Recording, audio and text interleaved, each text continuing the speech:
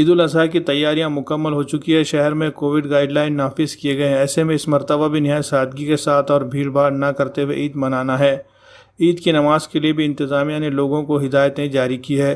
اسی طرح مختلف سماجی شخصیات کی جانب سے بھی لوگوں سے اپیل کی جا رہی ہے کہ انتظامیہ کی جانب سے دی گئی ہدایتوں پر عمل کرتے ہوئے عید منائی جائے۔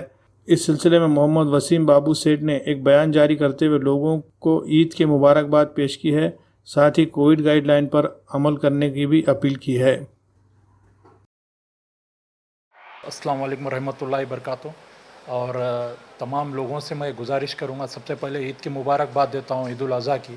اور جیسا کہ دیکھیے صاحب، ابھی لاسٹ ایئر میں بھی عید الفطر اور عید الاضحیٰ جو ہم بنائے گیا کرونا وائرس کی وجہ سے جو ہے گھروں میں ہم نماز پڑھے، ہم زیادہ تر عیدگاہ وغیرہ جمع نہیں ہوئے، کیونکہ ہم کو ہماری حفاظت کا خیال کرنا ہے۔ سب سے پہلے آپ دیکھیے کہ لاسٹ ایئر سے اور یہ ایئر میں کتنے ہمارے لوگ چلے گئے جو ہمارے ساتھ تھے، جو ابھی ہمارے ساتھ نہیں ہے۔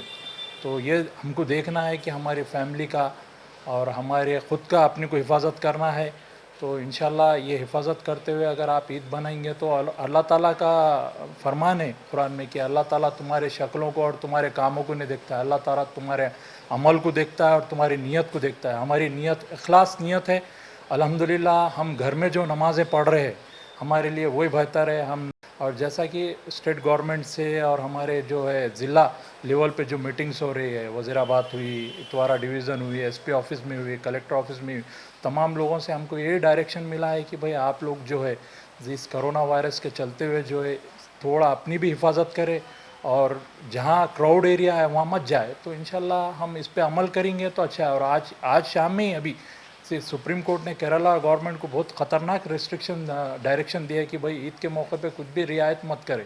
تو ہم کو یہ سب خیال رکھنا ہے اور انشاءاللہ اللہ تعالیٰ ہمارے عملوں کو دیکھ رہا ہے، ہماری نیتوں کو دیکھ رہا ہے۔ ہم گھر میں نماز پڑھے اور زیادہ ہم یہ قربانی جو ہے ہماری نفس کی قربانی کریں۔ اب انشاءاللہ اللہ تعالیٰ اس وقت پہ انشاءاللہ ہماری نفس قربانی کو اللہ تعالیٰ قبول فرمائے۔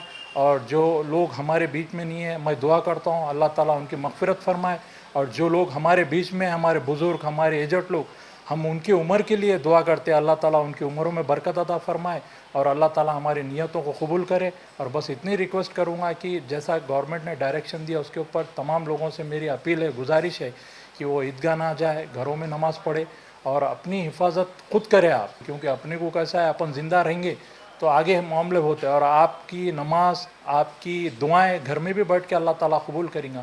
تو میں لوگوں سے یہی اپیل کروں گا جو بھی ڈائریکشن ہمارے علماء دین، ہمارے اسٹیٹ گورنمنٹ، ہمارے کلیکٹر صاحب، ہمارے ایس پی صاحب جو بھی دیں گے اس کے اوپر ڈائریکشن جو بھی دیں گے وہ کھرے اترے اور وہ زیادہ سے زیادہ عمل میں لائے اور ہنسی خوشی عید بنائے، گھر میں ہی نماز پڑھے، نہ کہ کدھر ادھر مت جائے۔